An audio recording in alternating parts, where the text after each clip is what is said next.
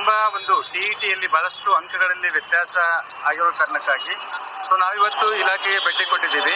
So random ಆಗಿ 4 ರಿಂದ 5 ಅಂಕಗಳಲ್ಲಿ ಬಹಳಷ್ಟು ಅಭ್ಯರ್ಥಿಗಳು ಕ್ವಾಲಿಫೈಡ್ ಆಗ್ತಕ್ಕಂಥ ಅಭ್ಯರ್ಥಿಗಳು ಡಿಸ್ಕ್ವಾಲಿಫೈಡ್ ಆಗಿದ್ದಾರೆ. ಸೊ ಈ ಒಂದು ವಿಚಾರ ಇಟ್ಕೊಂಡು ಇಲಾಖೆಯಲ್ಲಿ ಇವತ್ತು ಎಲ್ಲವನ್ನು ಚರ್ಚೆ ಮಾಡಿದ್ದೀವಿ. ಅವ್ರು ಏನ್ ಹೇಳ್ತಾ ಇದ್ದಾರೆ ಅಂತಂದ್ರೆ, ನಿಮಗೆ ಯಾರಿಗೆ ಈ ರೀತಿ ಆಗಿದೆಯಲ್ಲ ಅವ್ನ ನಾವು ಖಂಡಿತ ಏನಪ್ಪಾ ಅಂದ್ರೆ ಚೆಕ್ ಮಾಡ್ತೀವಿ, ಒಂದು ನ್ಯಾಯವನ್ನು ಒದಗಿಸಿ ಕೊಡ್ತೀವಿ. ಸೊ ನಿಮ್ಮ ಒಂದು ಅಪ್ಲಿಕೇಶನ್ ನಂಬರು ಮತ್ತೆ ನಿಮ್ಮ ಒಂದು OMR ಸೀಟನ್ನು ನಮಗೆ ಕರೆಕ್ಟ್ ಆಗಿ ಅಥೆಂಟಿಕ್ ಆಗಿ ಕೊಡ್ರಿ ಅಂತ ಹೇಳ್ತಾ ಇದ್ದಾರೆ. ಸೊ ಸ್ನೇಹಿತರೆ, ತುಂಬಾ ಒಂದು ಅಪ್ಲಿಕೇಶನ್ ಸಾಕಷ್ಟು ವ್ಯತ್ಯಾಸಗಳು ನಾವು ನೋಡ್ತಾ ಇದ್ದೀವಿ. ಒಂದು ಅಂಕದಲ್ಲಿ ಏನಪ್ಪಾ ಅಂದ್ರೆ ನೀವು ಡಿಸ್ಕ್ವಾಲಿಫೈಡ್ ಆಗಿದ್ದೀರಿ, ಅದಕ್ಕೆ ನಿಮ್ಮ ಭವಿಷ್ಯವನ್ನ ಏನಪ್ಪಾ ಅಂದ್ರೆ ನೀವು ಕಳ್ಕೋಬೇಡಿ ಅನ್ನುವ ಒಂದು ಕಾರಣಕ್ಕಾಗಿ ಈ ಒಂದು ವಿಡಿಯೋನ ಮಾಡ್ತಾ ಇದ್ದೀವಿ.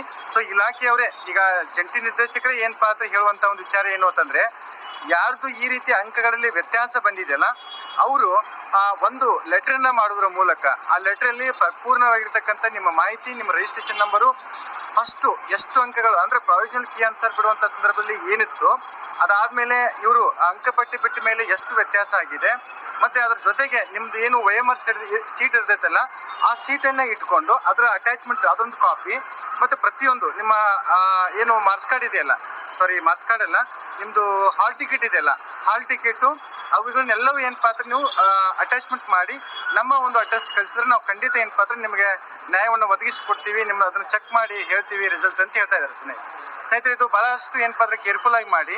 ನಾನೊಂದು ಅಡ್ರೆಸ್ ಅನ್ನ ನಿಮಗೆ ಕೊಡ್ತೀನಿ. ಜಂಟಿ ನಿರ್ದೇಶಕರು ಕೇಂದ್ರೀಕೃತ ದಾಖಲಾತಿ ಘಟಕ, ಕಾವೇರಿ ಭವನ, ಬೆಂಗಳೂರು. ಈ ಒಂದು ನಂಬರ್ಗೆ ನೀವು ಒಂದು ವಿಳಾಸಕ್ಕ ಸೊ ತಕ್ಷಣ ಇವತ್ತು ಏನಪ್ಪಾ ಅಂದ್ರೆ ನೀವು ಪೋಸ್ಟ್ ಮಾಡಿದ್ರೆ ಸೊ ನಿಮಗೆ ಏನು ಯಾರಲ್ಲಿ ಅಂಕ ವ್ಯತ್ಯಾಸ ಬಂದಿದೆ ಅವ್ರು ಖಂಡಿತ ಏನಪ್ಪಾ ಅಂದ್ರೆ ಚೆಕ್ ಮಾಡ್ತೀವಿ ಅಂತ ಹೇಳ್ತಾ ಇದ್ದಾರೆ.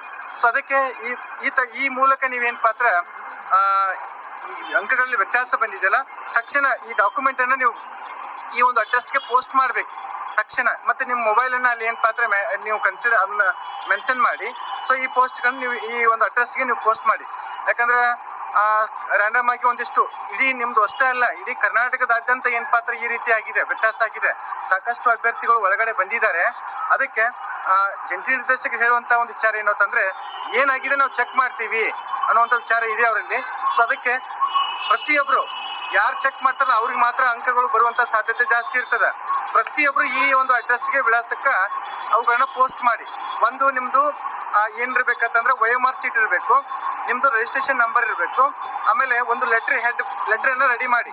ಆ ಲೆಟರ್ ಹೆಡ್ಗೆ ಹಾಕ್ಬೇಕಾದ್ರೆ ನಂದು ಸಂಘದ ಲೆಟರ್ ಇರ್ತದೆ, ಅದನ್ನ ಕೊಡ್ತೀನಿ, ಸೆಂಡ್ ಮಾಡ್ತೀನಿ. ಇಲ್ಲಿ ವಾಟ್ಸ್ಆಪ್ ಗ್ರೂಪ್ ಅಲ್ಲಿ ನೀವೆಲ್ಲರೂ ಜಾಯ್ನ್ ಆದ್ರೆ ಸೊ ಕೆಳಗೆ ಟೆಲಿಗ್ರಾಮದಲ್ಲಿ ಕೊಡ್ತೀನಿ, ವಾಟ್ಸ್ಆಪ್ ಅಲ್ಲಿ ಗ್ರೂಪ್ ಕೊಡ್ತೀನಿ, ಅದ್ರ ಮೂಲಕ ಅದನ್ನ ಅಟ್ಯಾಚ್ಮೆಂಟ್ ಮಾಡಿ.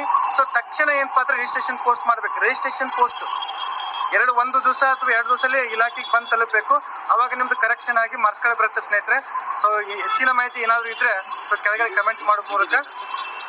ಏನ್ ಡಿ ಅವಶ್ಯಕತೆ ಇಲ್ಲ, ಕರೆಕ್ಷನ್ ಇದ್ರೆ ನಿಮ್ದು ಅಂಕಪಟ್ಟಿ ಕರೆಕ್ಷನ್ ಅಥವಾ ನೇಮ್ ಅಲ್ಲಿ correction, date of birth correction ಇದ್ರೆ ಸೊ ಅದಕ್ಕೆ DD ಕಟ್ಟಬೇಕು.